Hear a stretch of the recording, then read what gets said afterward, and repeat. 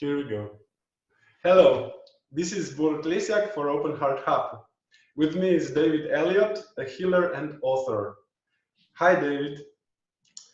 Hey, Borit. Nice to be with you. And I open my heart to you and I let the flow guide us.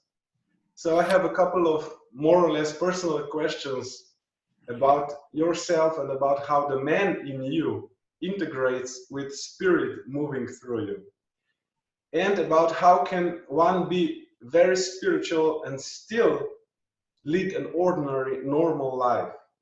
Some of the questions may at first appear somewhat provocative, and in their heart, they are meant as a bridge between the old and the new way of looking at what spiritual and normal is today. So you do look beautifully balanced and connected, authentic, and everything you do and everything you are. So I'm sure many of us are eager to hear more about your own experiences and your deeper perceptions of this magical world. Okay. Are you game for this? First question is, who are you really? I mean, your soul, your higher self, your purpose, your mission in this and other lifetimes. Can you talk about it freely? Is it time yet? Well, now, is that a question and you're stopping, or are you going to keep asking questions? Because I think you've asked me like 3 or 4 already. Yeah, I thought you would pick on the mood of the whole mixture and just let it flow. All right. Well, my view about spirituality is probably different than a lot of maybe traditional views. It's not based so much in any real attainment. Again, the best example I always use is, being at peace and being connected to nature and letting that be my reflection more so than what I'm receiving from people. I mean, my barometer is the experience I have pretty much all the time in relationship to what's happening around me in the natural world. So that's my anchor. Beyond that, I'm not basing a lot of my success on how much I figure out human problems. The way I tend to evaluate and communicate to the human oftentimes is just a feeling of contentment and love, kind of like the Open Heart Hub. If a person's in their heart and they're at peace with their surroundings, then usually they're at peace with their food, they're at peace with their family. And when I say at peace, that doesn't mean perfect. I definitely feel like it's okay to be human. It's okay to have problems. It's okay to have challenges. It's okay to be upset. So again, my evaluation or my scorecard is probably a little different than other people because I'm not really thinking about spirituality much at all.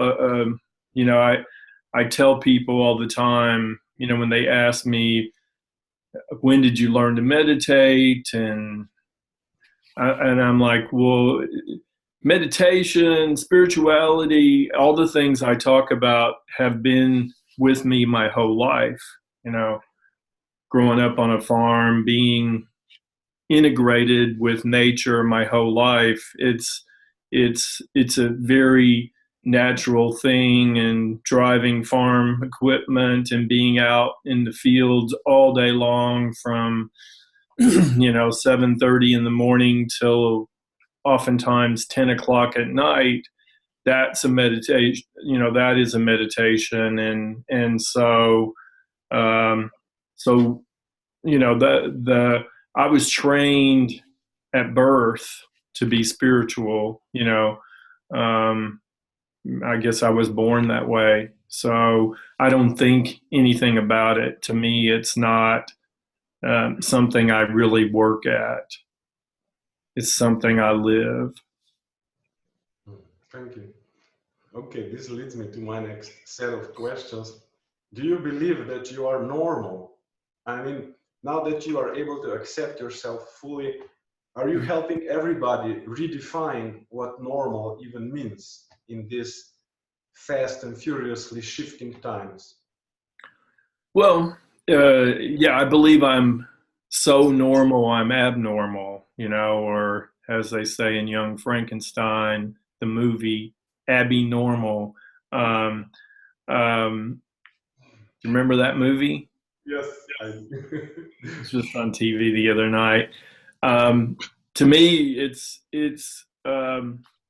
yeah, no doubt I'm different, and I recognize that in a very young age. But I'm a lot like my grandfather. I'm a lot like my father. I couldn't see myself in them when I was young, but now reflecting back, I see that I'm very much like them. Things that made them happy do make me happy. And you're right. You know, Sometimes it can sound like sometimes I feel like I am judgmental when I refer to a lot of my friends and people I know as city people, because that's how they were raised and that's what they know. And a lot of things I take for granted, they have no connection to. Like they don't have a connection to planting seeds in the earth and having an expectation of what's going to grow, or delivering a baby calf. For them, that would be probably one of the biggest moments of their life. If they had to do it now, and it's something I grew up doing, when I was 10 years old. Um, so again, it's all relative. I feel like that a lot of my job is to help people understand the value of balance and all of these experiences, living in a fast-paced city life and being able to bring balance to that in some way, whether that's in a yoga class or whether that's in something they're reading or them doing a breathing meditation and me taking them to the country through their imagination in a breathing meditation, and taking them deeply into some of the experiences. I have a lot of respect for taking them there through my own imagery and sharing that with them through meditation. So anyway, that's part of my personal challenge that I put on my plate as a teacher, to help open people's mind and imagination to more of the world and more of an experience, beyond what they've grown up expecting. So my daughter could be a prime example. She loves her iPad and her TV shows and her clothes and her friends at school. And sometimes I take her out, to the mountains hiking, and, hope that she has some experiences that I know are probably in her DNA, and usually it happens, when nature comes and shows up and startles her. Sometimes it's like, whoa, there's a complete reset that goes on, and I find her asking more and more, hey, Dad, can we go, do that hike again? Can we go climb on those rocks? Do you think we'll see a bear again? Do you think we'll see an eagle again? Do you think, what do you think we'll see? And so, I know that those experiences are just as important for her as what's the latest fashion. I see. Thank you. So, did you ever feel that you were special, the chosen one? And I have more. Okay. Would you have a problem with that, or with talking about that from your heart? And do you ever find it hard to explain certain visions that you have to others that may not be ready yet? Well, I mean, I think there's always different creations that happen through the ego and through the mind of wanting to be special or wanting some result. Most of the time when that comes up, it definitely has come up at different times for me. It's just like, playing sports. Sometimes as a youngster, I would want to be, scoring 100 points a game or something, but never to the detriment of the team. So there was always an equalizer inside of me that knew the part of me that wanted to be in the newspapers or wanted to get the recognition. When it came time to be a participant with my team, that the most important thing was was for the good of the team. And that's how I look at all the healing work and work I do. More than any recognition for me, it's, well, what benefits do I bring to those people who are participating with me in the groups, or what benefits do I bring to the Mother Earth for helping raise people's consciousness about taking care of her. So fortunately, I've been able to keep most of that in balance, so that it doesn't become this runaway kind of mental energy.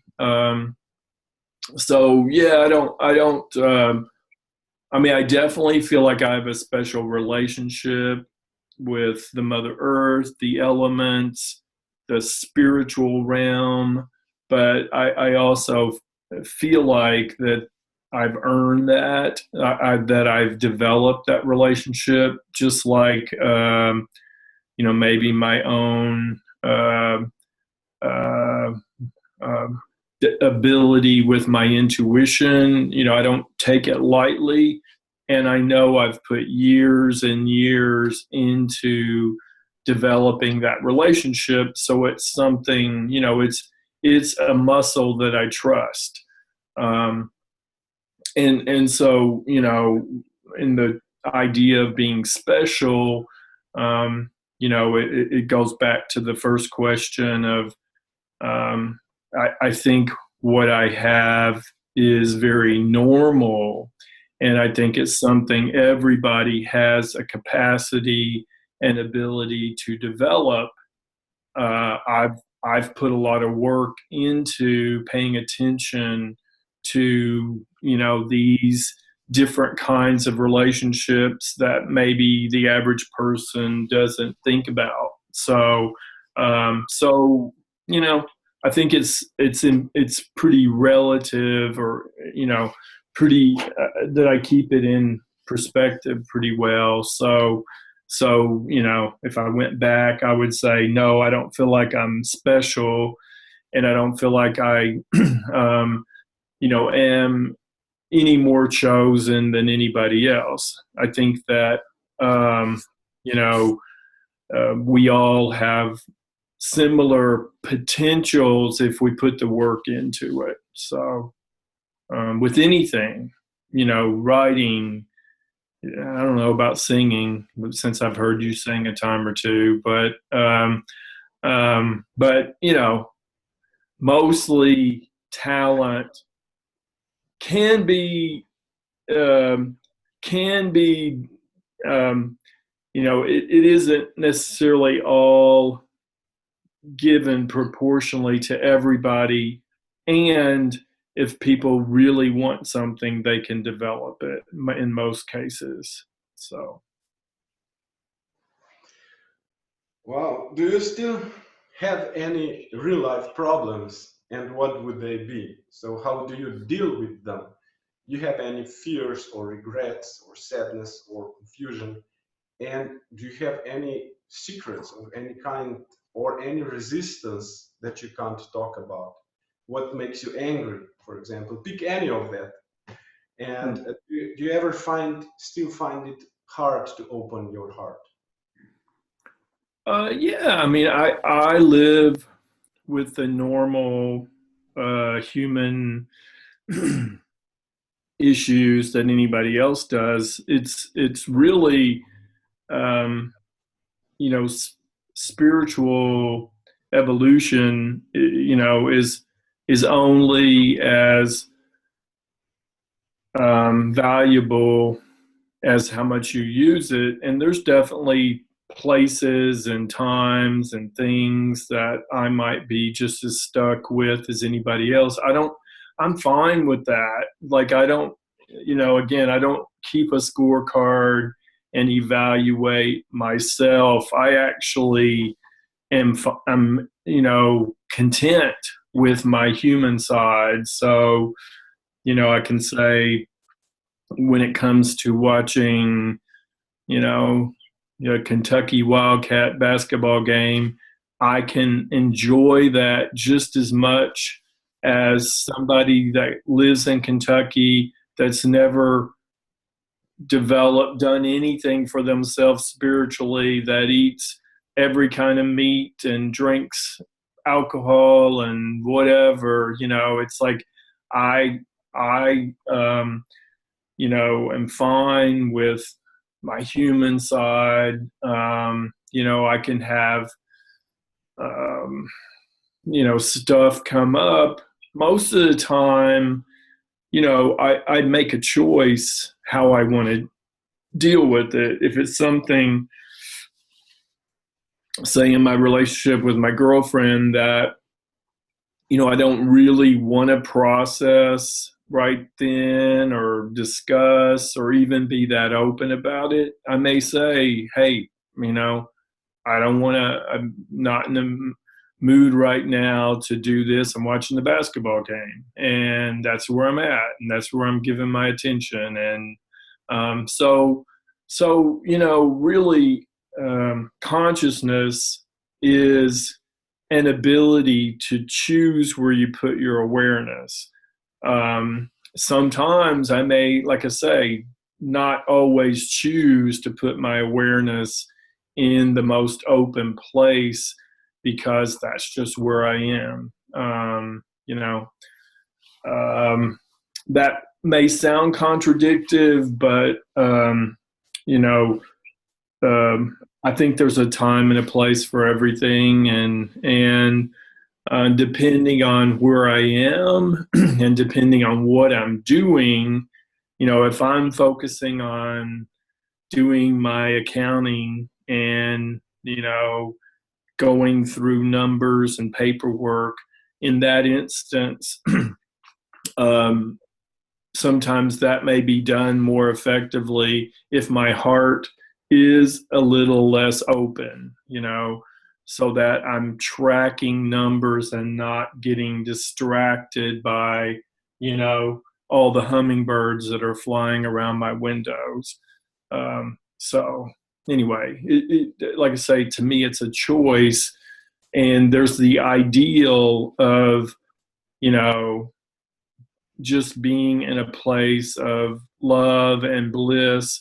And then there's the reality of where I am in a given moment, that maybe that choice isn't, you know, necessarily the best in that moment. So, you know, there's times where being a little more closed or a little less open can actually be something I would want. Uh, you know, given the perfect scenario, you know, I would want to be in my heart and be in that place all the time, because I do think it's the best for my physiological, physical, mental, emotional well-being. And again, and there's places when I'm in the city, and when I'm doing certain things here, that, say in Los Angeles, that it's better if I'm dialed back a little bit and have a little more, you know, mental barrier to what's going on with me, if that makes sense. Yes, it does. Thank you. Do you ever, probably you do, get approached or even attacked by any kind of negativity from other beings? How do you respond that typically? Are you simply ignoring it, changing the channel, so to speak, or are you trying to heal it in your own way? You already answered some of that. Do you ever reason it out with other people, trying to talk some sense into the whole situation? Do you believe that talking can change anything? Um, I mean, you know, communication can usually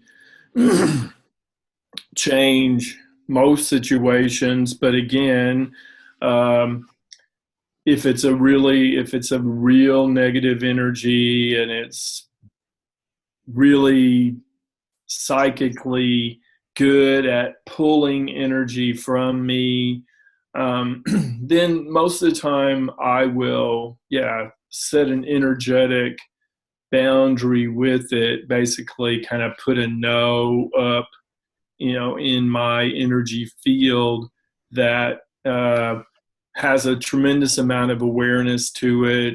A lot of times with this kind of energy, you know, that like what you described when you said a negative energy, I'll find that around um, addiction or certain types of you know, real strong unconscious uh, energies, I'll have to put something up a little different. And so, yeah, I'll do that. And from time to time, again, from the premise of where awareness goes, energy flows.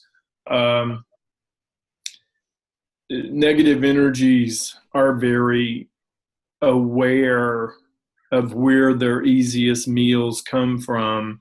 And most of the time, I'm not, you know, fast food. I'm not the easiest meal. So they'll generally go, you know, there's plenty of smorgasbords out there for them to get their meals from. So most of the time they're not coming at me. Sometimes they can, and then I just have to work a little harder in, yeah, identifying in myself what that energy's trying to provoke or trying to stir up in me, and trying to get access to, you know, some of my own energy. And so yeah, I'll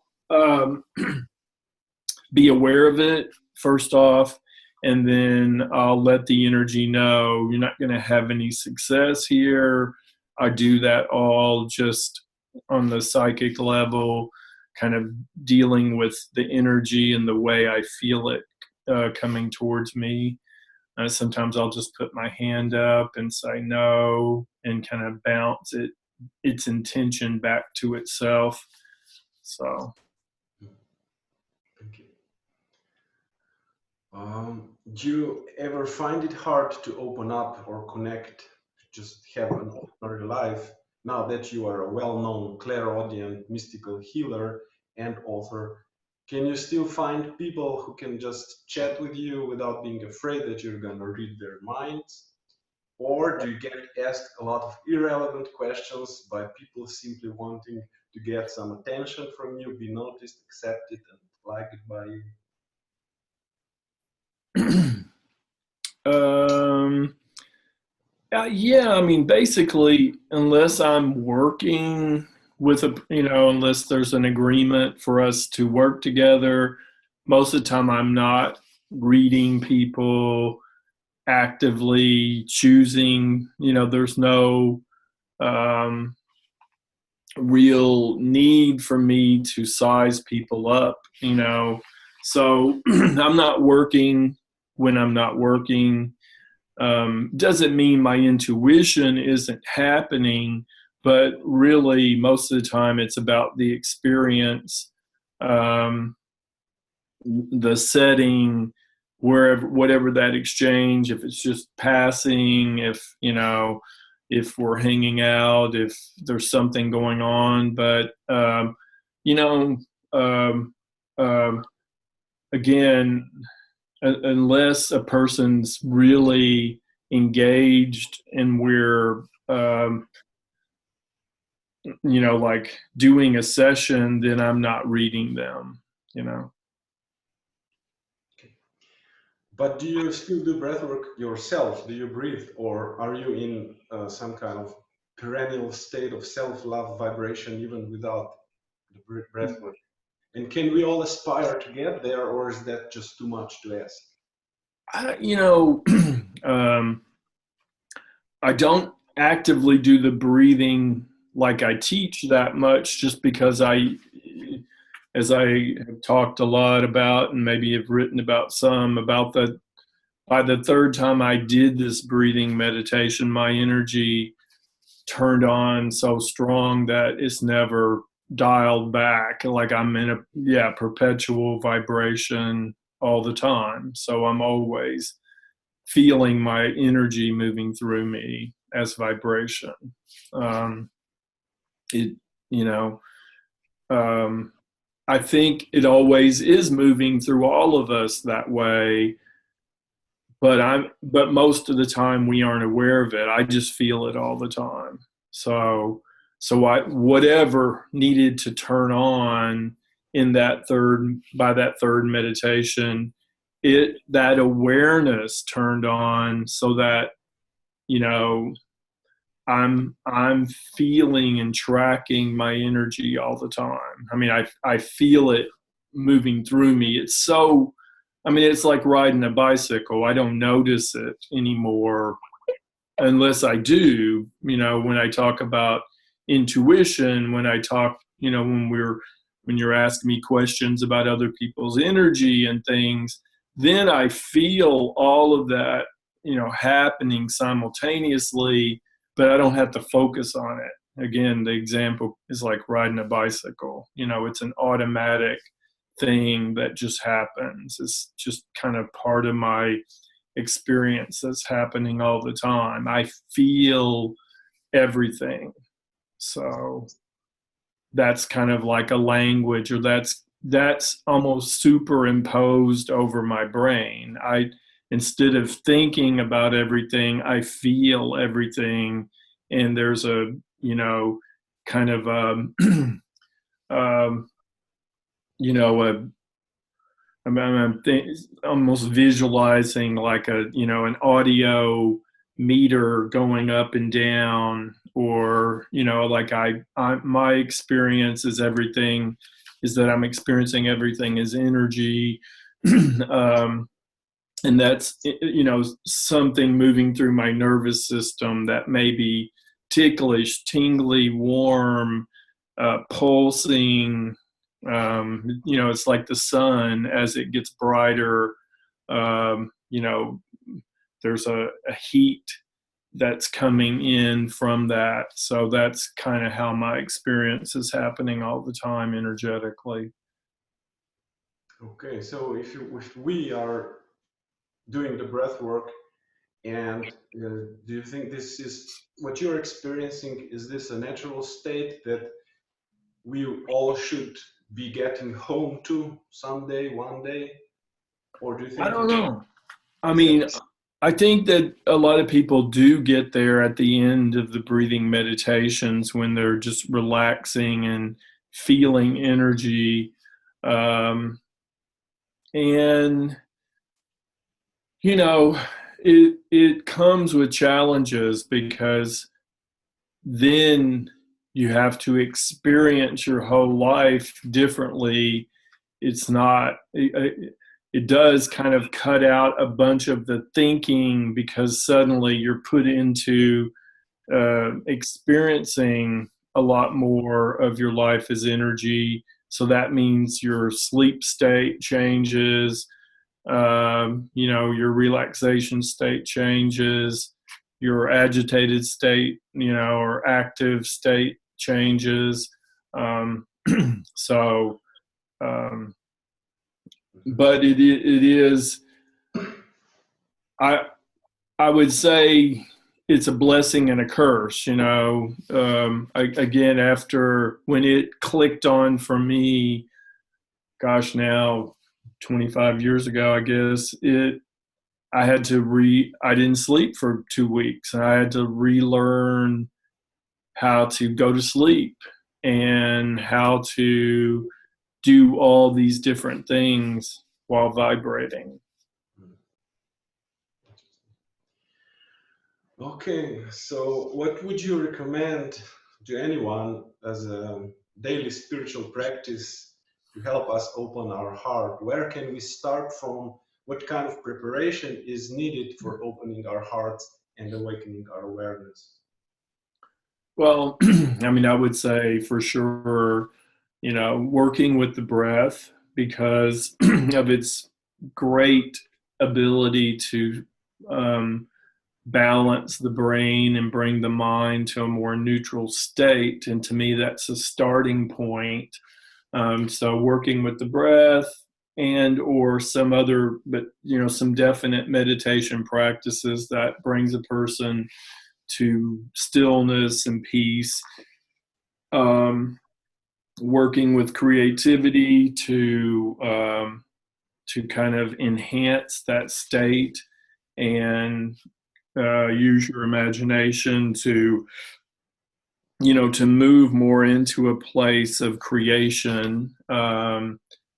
Gratitude, because creativity and gratitude I find are the two real shortcuts to healing. So those two practices are very, very important and can be done fairly quickly in the mornings, at night, anytime you can get to them. But I find the mornings probably for most people the best.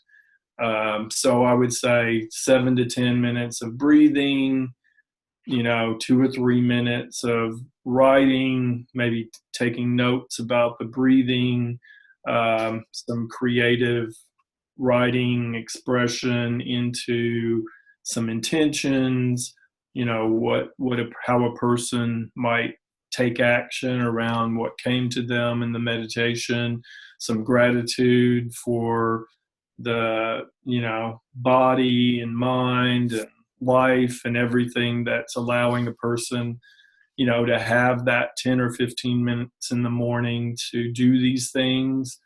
I mean, that in and of itself, if a person works at that regularly, their life can really get healthy.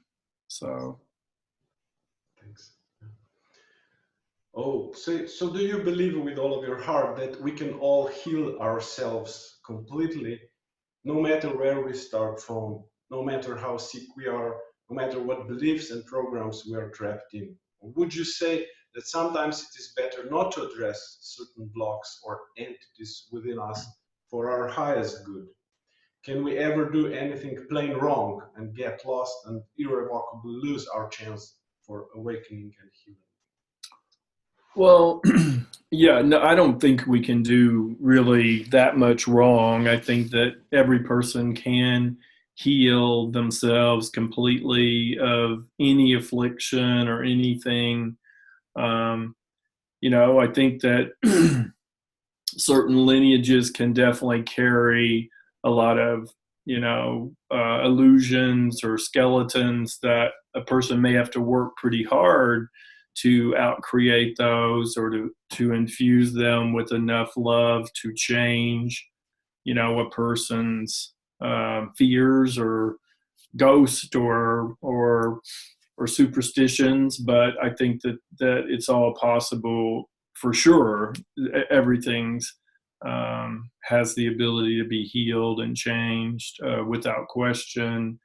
um, and sometimes it's easier around groups when people can see and reflect about themselves into other people. And that's why I think groups are really important too. But ultimately, the work um, is pretty individual, meaning that you're responsible for healing yourself. And if you really are committed to that, I think you can heal anything, Yeah. including diabetes or whatever it is. Thank you. Thanks. Okay. So we're nearly there. I have a few more questions. And how can we truly open our hearts and keep them open? Is that a job of a lifetime, or is it a sudden awakening, or both? Are there any guidelines on that?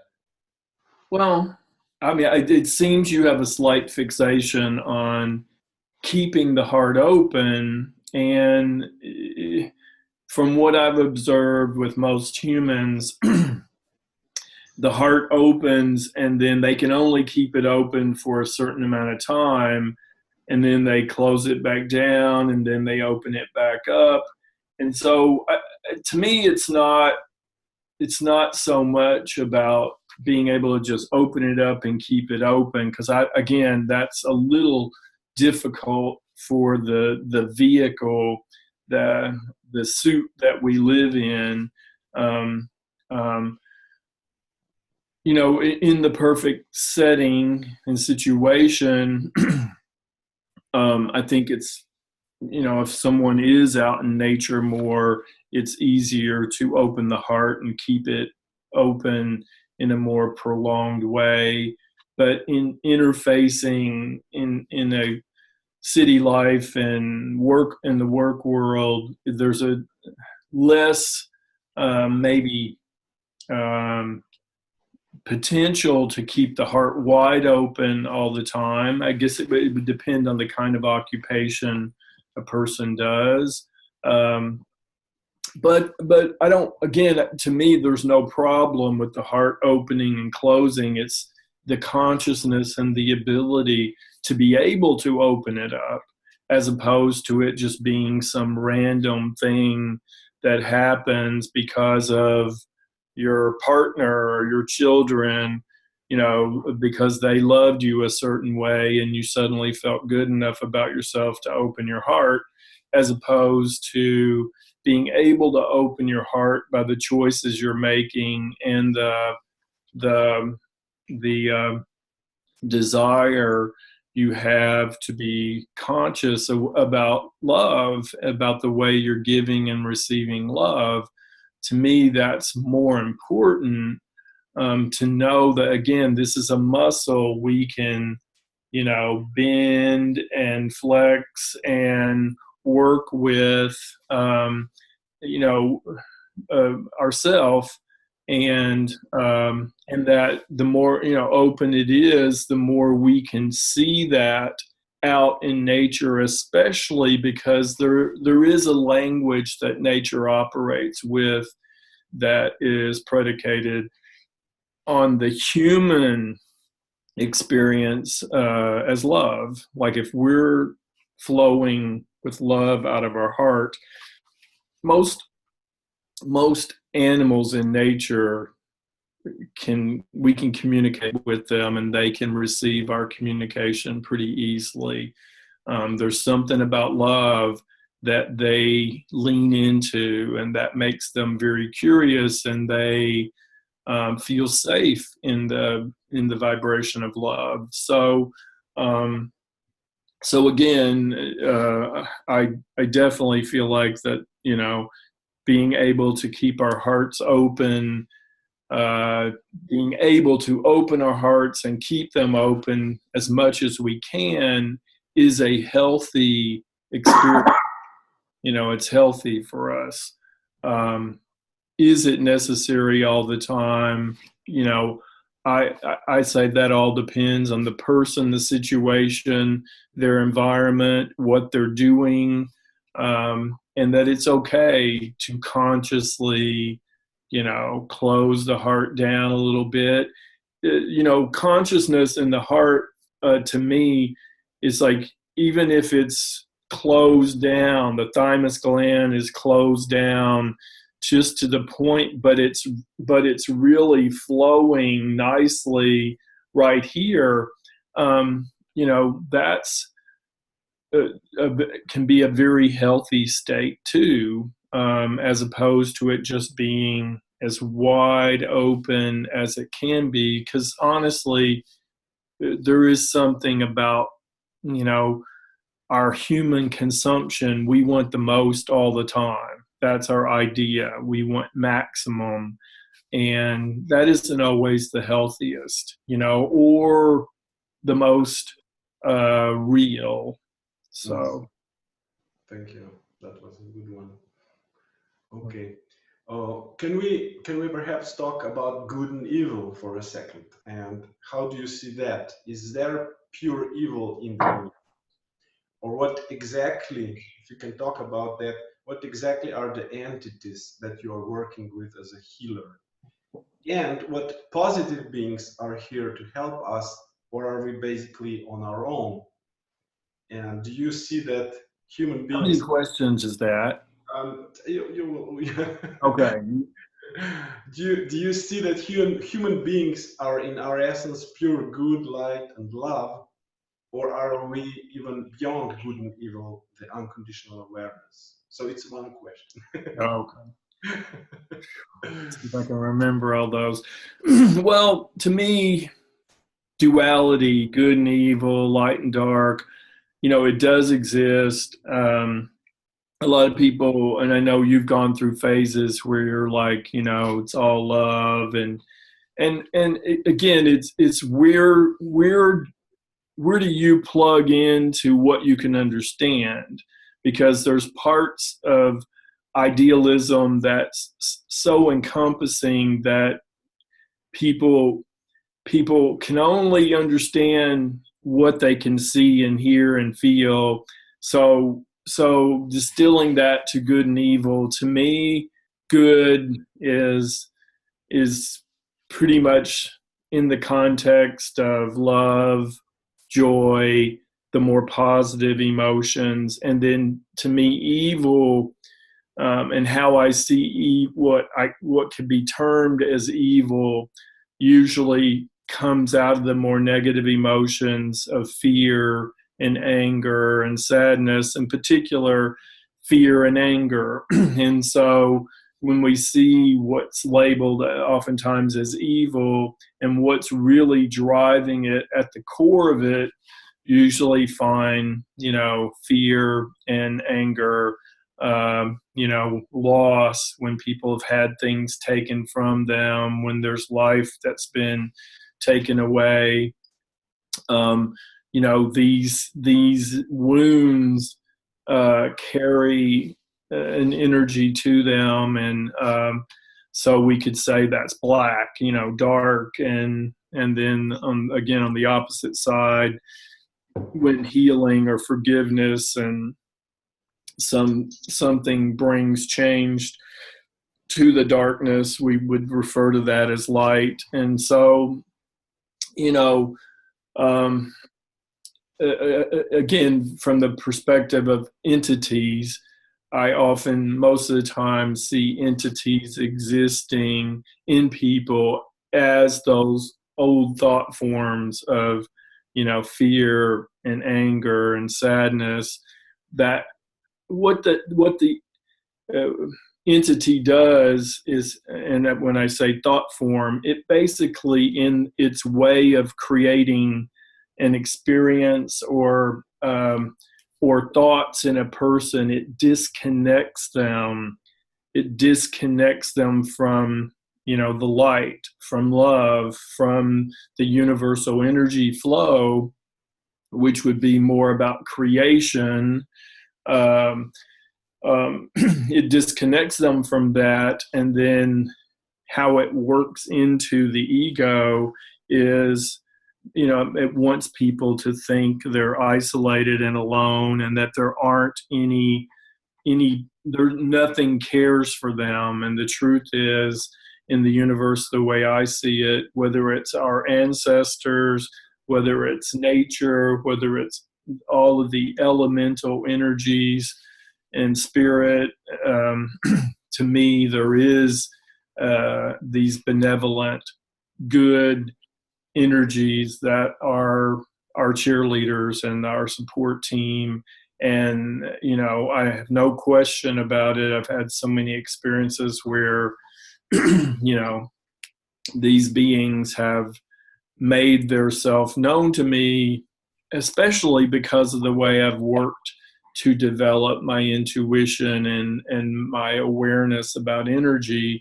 It really supports this reality for me, something that's real for me, of an experience and an exchange that happens with the spirit world, or something beyond the third dimension that we can't necessarily, or we don't necessarily see in flesh. So Okay. What would you say that is your ultimate vision for humanity? How are we going to make it, and how? What does that even mean? What are the dangers? Are they real or illusory? What is our next step, and what is the final goal? Where are we actually going? What are we awakening into? we're going to Slovenia. Yeah.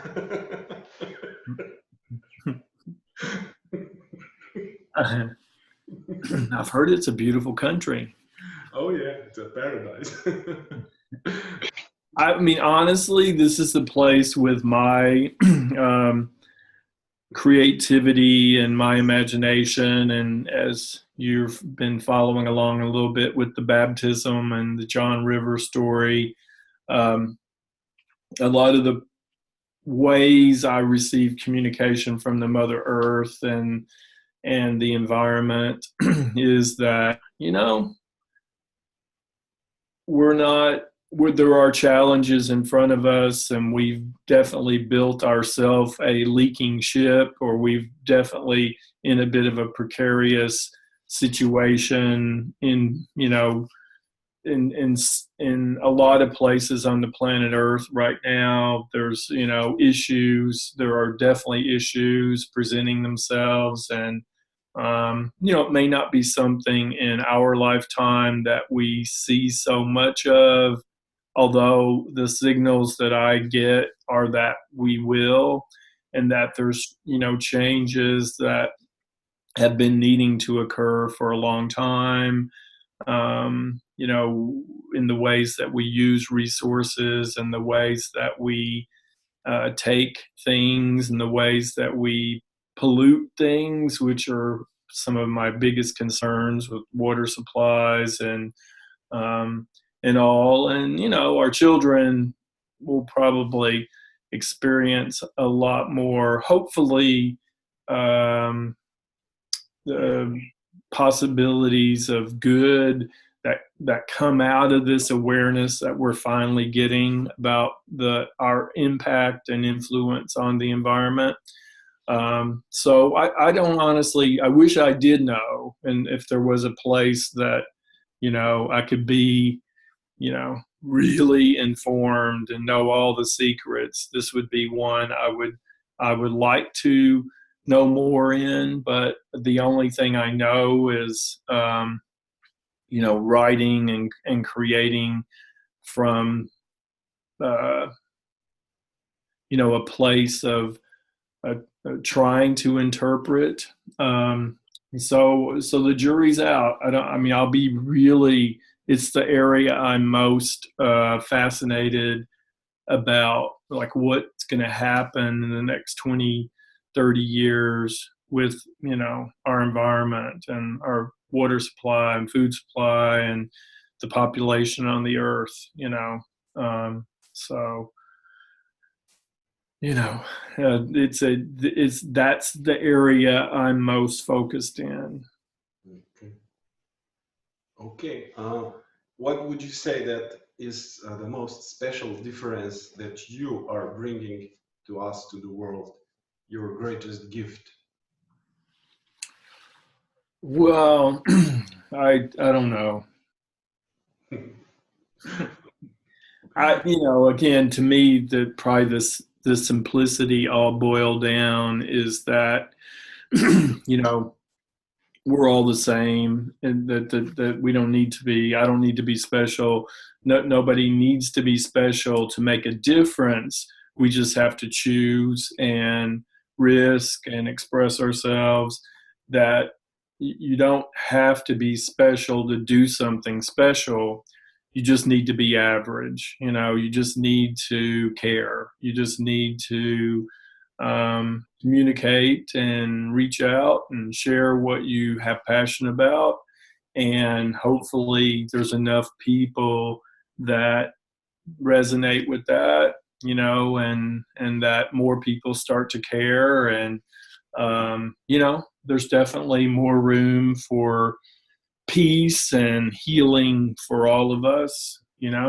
There's no limit to what we can do to help other people, and in turn, as a shortcut, that's a way to be most happy. As we help other people, we become happier. Thank you. That was beautiful. So the last question, finally, do you have a message, perhaps from the universe to the universe? How deep can we go at this moment? I think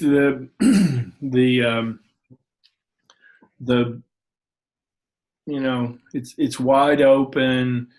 I think we're in a beautiful time right now in regards to our ability to communicate, connect, be one with our brothers halfway around the world and sisters, and that we are in an uncanny, never before time of being able to link up and come together and share and create a wave of something, really conscious. And to me, that's the window we're in. It's all right. All of these spiritual people and conscious people and people with all these communication tools. How willing are you to come together as one with, no real need to be the special one, but putting, again, the earth, the environment, our children, our water, our food first. And what sort of blessing can we bring to the earth by uniting, as opposed to being singularly focused on ourselves. And I do think that that's something that's here, and that we're going to need to use it, as a species to continue on. So thank you so much, David, for this moving and true answers.